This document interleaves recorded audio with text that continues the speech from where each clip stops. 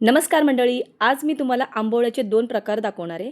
आमच्या कोकणामध्ये आंबोळ्या करताना काही खास पदार्थ टाकले जातात. त्यामुळे आंबोळ्या मऊ होतात, लुसलुशीत होतात आणि खायला चविष्ट पण लागतात. तर ह्या आंबोळ्यामध्ये मी काय-काय घातलं हे तुम्हाला मी नक्कीच या व्हिडिओमध्ये दाखवणार आहे. आणि त्याचप्रमाणे हा दुसरा प्रकार म्हणजे मी मुगाच्या आंबोळ्यासुद्धा केलेल्या, हिरव्या मुगाचे. आणि मुलांच्या टिफिनसाठी तर मस्त योग्य रेसिपी आहे. च्या आंबोळ्या खास म्हणजे ह्यामध्ये मी उकडा तांदूळ वापरलेला आहे. तर मी आता तुम्हाला प्रमाण दाखवते. तुम्ही वाटीचं माप घ्या किंवा ग्लास असेल तर ग्लासचं माप घ्या. त्याच मापाने आपल्याला घ्यायचं आहे. तर आधी मी 2 वाटी उकडा तांदूळ घेतलेला आहे आणि 2 वाटी मी रेशनचे तांदूळ वापरणार आहे. जर तुमच्याकडे रेशनचे तांदूळ नसतील, जाड तांदूळ असतो तो घ्यायचा आहे. तर 2 वाटी मी रेशनचे तांदूळ घेतले. 1 वाटी मी उडदाची डाळ घेतलेली आहे. पाव वाटी मी चण्याची डाळ घेतली आहे आणि 1 चमचाभर मी मेथीदाणे घेतलेले आहे. हे सगळे व्यवस्थित मिक्स करायचं आणि आपल्याला 3-4 पाण्याने हे स्वच्छ धुवून घ्यायचं आहे. तर आता हे तांदूळ मी स्वच्छ धुवून घेतलेले आहेत. ह्यामध्ये आपल्याला पाणी घालायचं आहे. तर हे जे मी भिजत घालते आहे, तर दुपारी 3च्या दरम्यान मी हे भिजत घातलेलं आहे. तर 5-6 तास चांगले भिजले, की मग आपल्याला रात्री हे वाटून घ्यायचं आहे. तर सकाळच्या नाश्त्यासाठी, टिफिनसाठी तर मस्त अशी ही रेसिपी आहे. आता हे चांगले 6 तास मी भिजवलेले आहेत. चांगले हे तांदूळ आणि भिजलेले आहेत. आता ह्याचं जे पाणी आहे ते टाकायचं नाही. हे पाणीच आपल्याला वाटताना घालायचं आहे. त्यामुळे पीठ चांगलं आंबलं जातं आणि ह्यामध्ये आता मी 1 वाटी पोहे घेतलेले आहेत. तुमच्याकडे जर पोहे नसेल, तर तुम्ही शिजवलेला भात घेतला तरी चालेल. शिजवलेल्या भातामुळे सुद्धा आंबोळ्या मऊ होतात. तर हे पोहे स्वच्छ धुवून घ्यायचे आहेत आणि आपल्याला यामध्ये पाणी घालून 5 मिनिटं साईडला ठेवून द्यायचे. चांगले मऊ झाले, की आपण हे मिक्सरला वाटून घ्यायचे. तर जे पाणी मी साईडला काढून ठेवलेलं आहे, तेच पाणी थोडंसं मी घातलेलं आहे. आता मिक्सरचं भांडं घ्यायचं आहे. त्यामध्ये आपल्याला हे जे तांदूळ वगैरे जे भिजत ठेवले होते, ते आपल्याला वाटून घ्यायचे आहेत. तर मिक्सरच्या भांड्यामध्ये जेवढे मावेल तेवढं मी घेते. यामध्ये थोडंसं आपल्याला पाणी घालायचं आहे. तर पाणी मी साईडला काढून ठेवलेलं आहे. तेच पाणी मी वापरणार आहे आणि आपल्याला वाटून घ्यायचं आहे. तर आता मी वाटून घेतलं आहे बघा. बारीक असं हे वाटून घ्यायचं आहे. आता एक पातेलं घेतलं आहे. त्यामध्ये मी हे जे वाटून घेतलेलं आहे तांदूळाने ते मी ह्या पातेल्यामध्ये काढून घेते. असेच आपल्याला हे सगळं वाटून घ्यायचं आहे. आता पोहे पण चांगले भिजलेले आहेत. तर पोहेसुद्धा आपल्याला वाटून घ्यायचे. तर पोहे थोडे अर्धे घालणार आहे आणि थोडे तांदूळ आणि आहेत ते घालणार आहे. थोडंसं पाणी घालायचं आहे आणि मिक्सरला आपल्याला हे वाटून घ्यायचं आहे. तर अशा पद्धतीमध्ये मी हे सगळं बॅटर करून घेतलेलं आहे. हे बघा. आता हे आपल्याला हाताने फेटून घ्यायचं आहे. तर 1-2 मिनिटं आपल्याला फेटून घ्यायचं आहे हे पीठ. पीठ फेटून घेतलेलं आहे. आता मी एक छोटासा कांदा घेतलेला आहे. त्याला आपल्याला साल काढून घ्यायचं आहे आणि अशा पद्धतीने मी व्हिडिओमध्ये दाखवलं आहे तसा कांदा आपल्याला ह्या हे बघा ह्या जो पीठ केलेलं आहे त्यामध्ये आंबोळीच्या पिठामध्ये घालायचं आहे. ह्यामुळे पीठ चांगलं आंबलं जातं. त्याच वेगवेगळ्या पद्धतीमध्ये मी आंबोळीचे पीठ कसं आंबवायचं असतं ते मी वेगवेगळे व्हिडिओ माझ्या यूट्यूब चॅनलवर आहे. ते सुद्धा तुम्ही नक्की बघा. तर आज मी तुम्हाला कांदा घालून पीठ आंबवून दाखवलेलं आहे. तर आता सकाळी बघा मस्त असं हे पीठ तुम्हाला मी दाखवलं आहे. आंबलेलं आहे पीठ मस्त. आता हा कांदा साईडला काढायचा आणि हे पीठ आपल्याला व्यवस्थित फेटून घ्यायचं. तर मी सकाळी मुलांना टिफिनसाठी म्हणून आंबोळ्या करते. जरा अजून जास्त वेळ पीठ ठेवलं की चांगलं अजून पीठ आंबलं जाईल. पीठ 1-2 मिनिटं आपल्याला फेटून घ्यायचं आहे. पीठ आता फेटून घेतलेलं आहे. आता तुम्हाला मी पहिले हिरव्या मुगाच्या आंबोळ्या दाखवते. त्यासाठी मी 1 वाटीभर मोड आलेले हिरवे मूग घेणार आहे. हे बघा.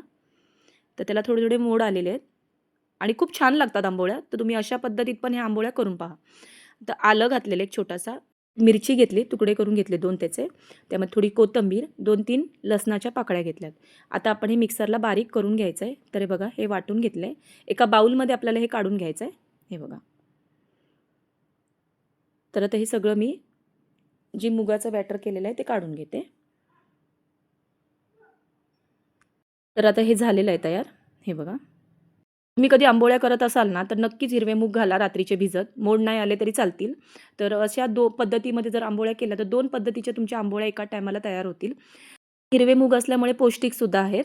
तर आता ह्यामध्ये मी ना 1 वाटी मूग घेतले होते. त्यासाठी मी ना 2 वाटी आंबोळीचं पीठ घेणार आहे. जे केलेलं आहे ते तुम्हाला दाखवते. हे बघा. 1 वाटी घेतले. अजून 1 वाटी घेते पूर्ण भरून. तर असे करून मी 2 वाटी मी ही आंबोळीचं पीठ घेतलेलं आहे. आता हे पीठ चांगलं व्यवस्थित ना मिक्स करून घ्यायचं आहे बघा. आणि ह्यामध्ये काही घालायची तुम्हाला गरज नाही. तर असं हे पीठ आपल्याला तयार करून घ्यायचं आहे. ह्यामध्ये आता आपल्याला थोडंसं मीठ घालायचं आहे. तर तुम्ही ह्या पद्धतीमध्ये ह्याचे अप्पेसुद्धा करू शकतात. फक्त पाववाटीभर तुम्ही रवा घालायचा आहे अप्पे करताना. त्यामुळे मस्त असं अप्पे पण तयार होतील छानपैकी.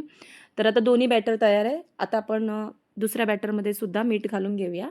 यामध्ये थोडीशी किंचित हळदसुद्धा घालूया. हे बघा, त्यामुळे कलर छान येईल आंबोळ्यांना. तर आता हे दोन्ही बॅटर तयार करून घेतलेत. आता तुम्हाला मी आंबोळ्या करून दाखवते. तर आंबोळ्यासाठी मी नॉनस्टिकचा तवा वापरला आहे. तुमच्याकडे जर बिडाचा तवा असेल तर बिडाचा तवासुद्धा वापरू शकता. त्यामध्ये सुद्धा आंबोळ्या छान होतात. तर आधी तेल लावून घेतलं आहे. तर पहिली आंबोळी काढताना कधी पण तेल लावायचं, नंतर तव्याला तेल नाही लावायचं, वरून तेल घालायचं आपल्याला. तर आधी मी मुगाची तुम्हाला आंबोळी करून दाखवते. तर बघा, हे बघा मस्त असा कलर आलेला आहे. तर आता तुम्हाला अजून एक मी आंबोळी करून दाखवते. हे बघा, मस्तपैकी असे झालेले आहे. जरासुद्धा तुटणार नाही आणि मस्त असे मऊ लुसलुशीत होतात. तुम्हाला आता दुसरी आंबोळी करून दाखवते मुगाची. तर आता मी तव्याला तेल लावलेलं नाही आहे.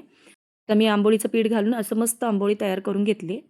मिनिटानंतर आपल्याला वरून तेल घालायचं आंबोळीवर आणि नंतर आंबोळी पलटून घ्यायची. आंबोळी करायला जास्त वेळ लागत नाही, लगेच होतात आंबोळ्या.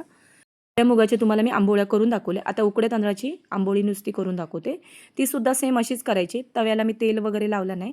पहिली जेव्हा तुम्ही आंबोळी करता तेव्हाच तव्याला तेल लावायचं, नंतर आपल्याला वरून तेल घालायचं आहे. तर आता झालेली एका बाजूने तयार झाली. वरून थोडंसं तेल घालायचं आणि ही आंबोळी आपल्याला बाजूनी परतून घ्यायची आणि मग दुसऱ्या बाजूनी सुद्धा आपल्याला भाजून घ्यायची. घावणे जे असतात ना ते एका बाजूनीच भाजायचे असतात आणि आंबोळ्या दोन्ही बाजूनी. तर आता तयार आहे बघा आंबोळी. तर आता अजून एक तुम्हाला मी आंबोळी करून दाखवते. तेल अजिबात लावायचं नाही आहे. अशा पद्धतीमध्ये आंबोळ्या करून घ्यायचं. वरून तेल घालायचं आणि आंबोळी आपल्याला परतून घ्यायची. तर अशा ह्या झटपट तयार होतात आंबोळ्या. याबरोबर तुम्ही चटणी, काळे वाटाण्याची उसळ, कुठल्याही प्रकारचे उसळीचे प्रकार किंवा बटाट्याची भाजी, चिकन अशाबरोबर तुम्हाला हे आंबोळ्या खायला खूप छान लागतील. तर नक्की मुलांच्या टिफिनसाठी आंबोळ्या ह्या करून पहा. एकदम सुद्धा आंबोळ्या अशा ह्या पद्धतीत मुलांच्या टिफिनमध्ये नक्की द्या. आणि आवडले असेल तर नक्कीच मालवणी ज्योती किचनला सबस्क्राईब करा, लाईक करा आणि शेअर करा. हा व्हिडिओ आवडला असेल तर कमेंट करायला जरासुद्धा विसरू नका. आणि माझा पूर्ण व्हिडिओ तुम्ही बघितल्याबद्दल तुमचे धन्यवाद. असेच माझे नवनवीन व्हिडिओ तुम्ही पाहत राहा. चला आपण भेटूया अशाच नवनवीन रेसिपीमध्ये. धन्यवाद.